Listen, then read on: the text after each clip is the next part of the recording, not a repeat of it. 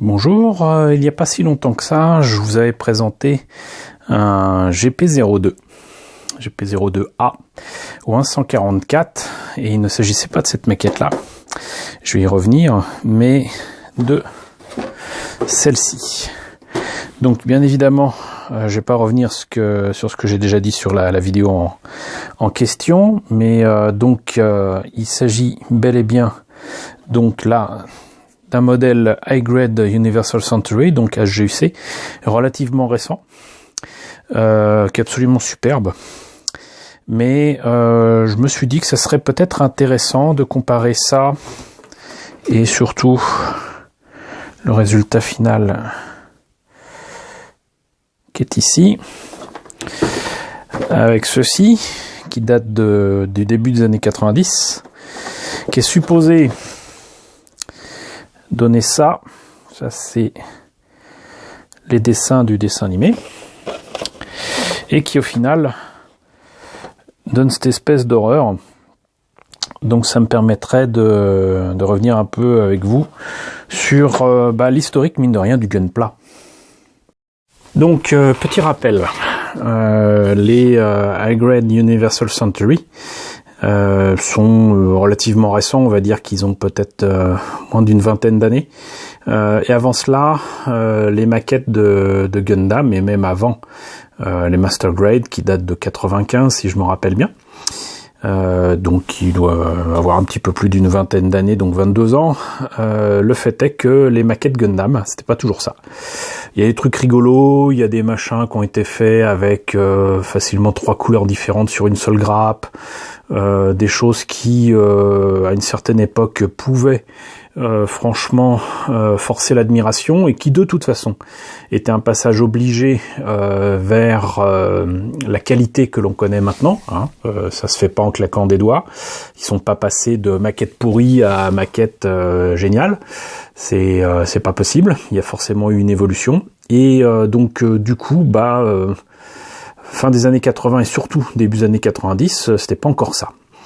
Il se trouve que, pour une raison qui m'étonnera toujours, il y avait des trucs sympas à voir sur les maquettes de F91, qui étaient sorties à la même période. Il y avait vraiment des choses qui sortaient de l'ordinaire.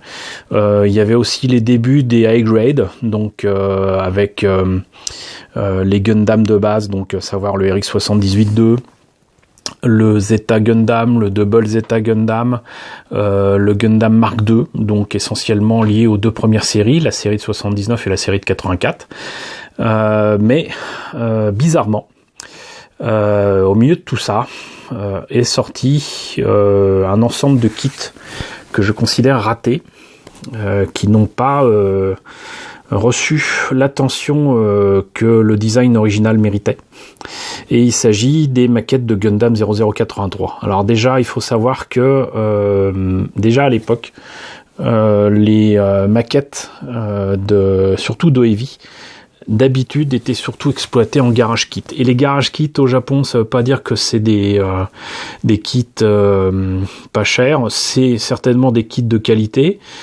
C'est des trucs en résine, c'est des trucs en soft vinyle, c'est des choses sympas, mais le fait est qu'il fallait vraiment être riche pour suivre le moins de garage kit en résine, surtout complet. Alors il y avait des kits de conversion qui étaient déjà pas donnés, mais les kits complets, fallait compter facilement dans l'équivalent de 100-150 euros des kits au 144, hein, c'est pas bien grand, souvent c'est grand comme ça. J'en ai quelques-uns que j'ai pu acheter à vil prix sur eBay, mais même si la qualité est là, sincèrement, je me voyais mal mettre des sommes pareilles, 1000 ou 1500 francs sur des kits en résine, ça il n'en était pas question. Même si c'était des éditions extrêmement limitées, à peut-être quelques centaines d'exemplaires seulement.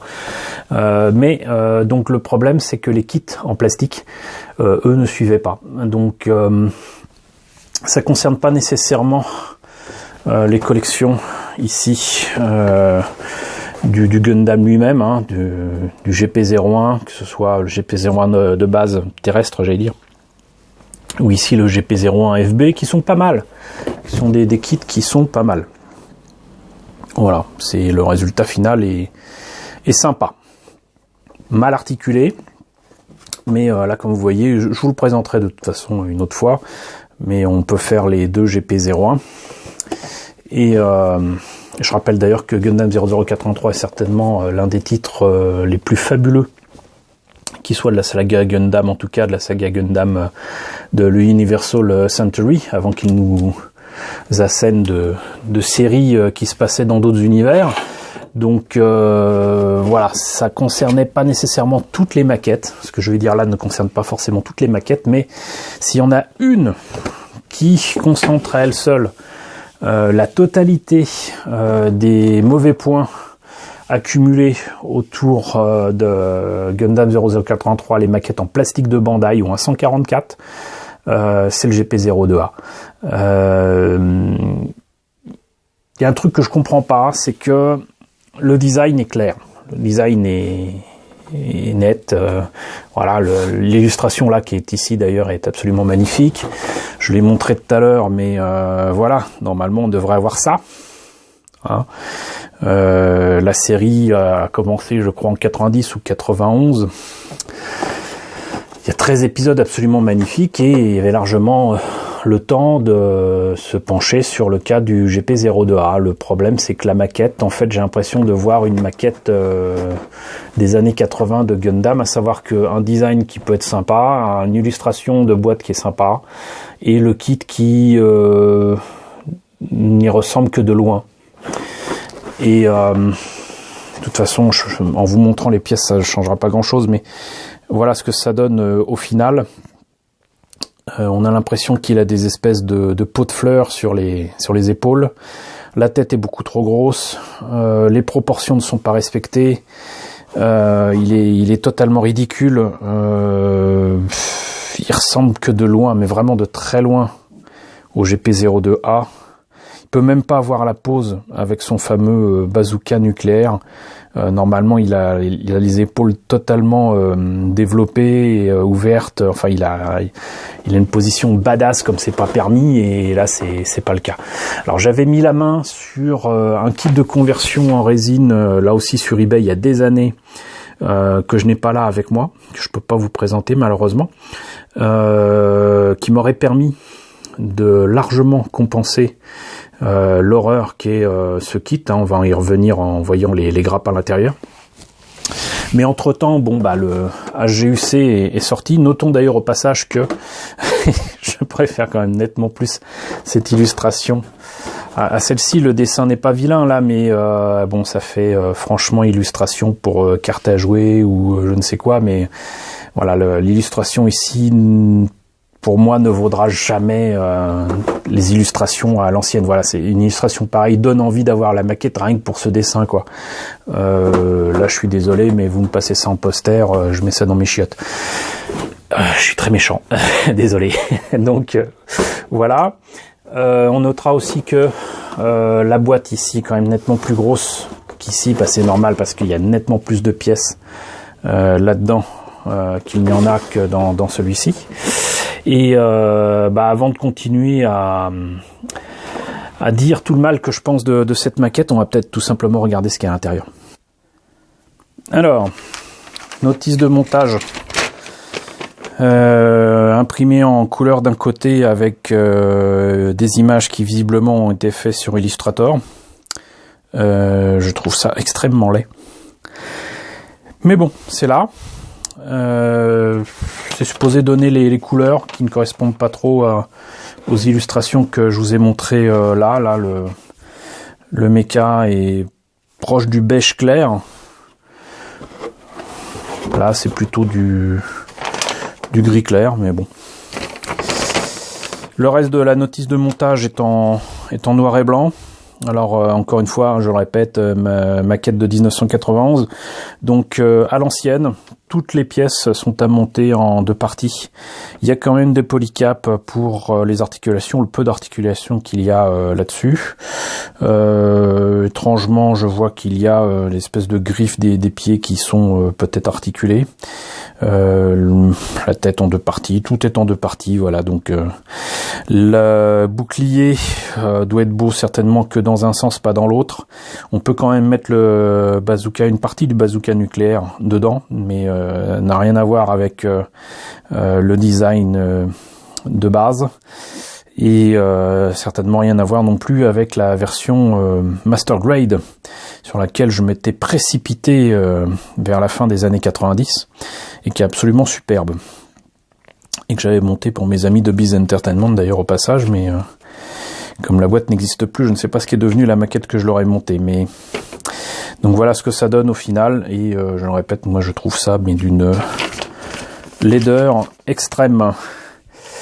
Voilà donc pour les pièces, pas de quoi casser 3 pattes à un canard en termes de détails, mais bon, le design original n'avait pas non plus énormément de détails pour ces pièces-là, donc on l'aura deviné. Il s'agit là des jambes, des bras, des pieds. C'est quand même en gris foncé. Là c'est le buste, donc à la fois le buste et le bassin. Hein, donc les maquettes à l'ancienne comme ça étaient quand même très statiques. La planche d'autocollant et non pas de décalco, c'était le début de la fin à ce niveau-là, dès l'arrivée de F91 et peut-être même, je crois, de 0080 War in the Pocket. Il me semble que bon, il y avait de toute façon maintenant que des autocollants et pas de décalco. Et ça c'est vraiment dommage. Mais bon. D'autant que là, il n'y a pas moyen de faire un no paint avec ce kit. Hein. Le bouclier, pour le coup, n'est même pas gris, il est noir. Enfin, gris foncé. Et là, on a le reste avec quelques tuyères, le bazooka nucléaire, le backpack, le V-fin, les mains qui sont absolument affreuses, mais ça, c'est l'époque qui veut ça. Et le reste des pièces avec certainement le plus gros défaut de ce kit, c'est les épaules. Les épaules qui ne sont pas articulées, qui ne sont même pas de la bonne forme, quoi, qui ressemblent à rien. Voilà. Donc voilà ce que ça donne pour le peu de pièces qu'il y a là-dedans. Alors vous allez me dire, mais pourquoi l'avoir gardé? Alors déjà, parce que ça me permet de vous montrer ce que ça donne. Ensuite parce que, comme je le répète souvent à pas mal d'amis, on peut toujours acheter des kits récents, récupérer dessus des pièces, et notamment les pièces en double que parfois on peut trouver dedans. Mais les vieilles maquettes, déjà, elles coûtaient pas bien cher. Celle-ci était à 1000 yens, donc ça fait, on va dire, entre 8 et 10 euros. Là, le HGUC est à 2000, donc 2 fois plus cher, donc vous l'aurez deviné, plutôt vers les 18 à 20 euros. Donc il y a pas de doute là-dessus, c'est que bon, il y a de meilleures pièces évidemment là-dedans, mais là vous pouvez avoir une source de pièces sympathiques pour faire ce qu'on appelle du kit bash. Donc je l'ai déjà démontré, on peut faire des trucs sympas avec des pièces de maquettes prises ici et là. Alors les maquettes du commerce, les maquettes de véhicules ou d'engins communs, avions, bateaux, tanks, etc. C'est très bien pour faire du kit bash, mais bien évidemment, on peut pas trouver mieux que les kits de SF pour faire d'autres kits de SF. Et donc, il peut y avoir certainement moyen de faire quelque chose de sympa avec ça. Moi, je compte utiliser les pièces de ce GP02A très certainement pour faire un Orgus. Un super Orgus sur lequel je planche depuis très trop longtemps. Et là, il y a vraiment pas mal de pièces qui seraient très utiles, notamment les épaules qui servent à rien de toute façon.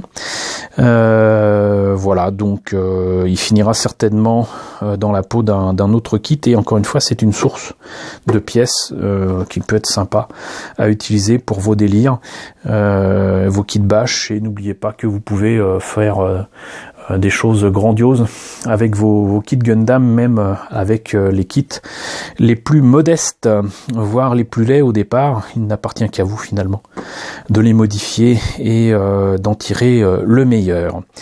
Voilà, donc c'était ma présentation de ce pauvre GP02A, la vieille version de 1991 comparée à la magnificence qui est GP02A en HGUC.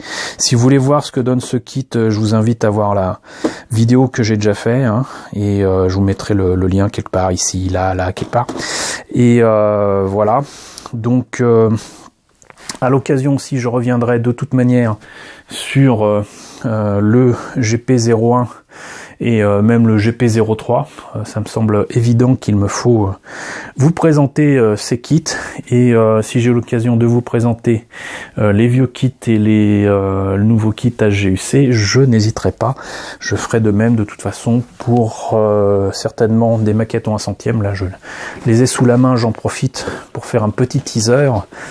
Je pense que ça sera intéressant de comparer également les anciens kits et les nouveaux kits. Ici, j'ai l'ancien kit du Double Zeta Gundam, transformable et au 1/100, donc celui-ci date logiquement de 1985, peut-être 86.